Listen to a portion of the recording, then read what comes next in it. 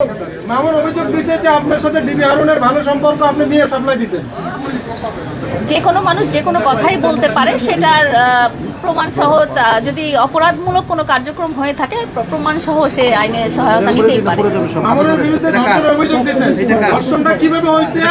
বিয়ে বহির্ভূত ধর্ষণ নাকি বিয়ের পর? আপনি তো এর আগে লিভ টুগেদার থাকছেন, অনেক আলোচনা আছে, অনেক প্রশ্ন।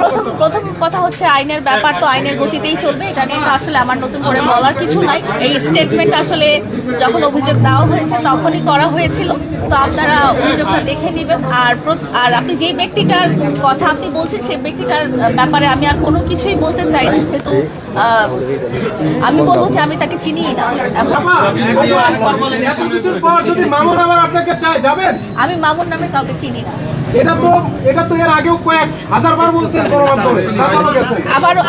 আবারও বলছি যে আমি এই নামের কাউকে চিনি না এবং এই নামের কারো সাথে আমার কোনো ধরনের লেনদেন বা সম্পর্ক নাই।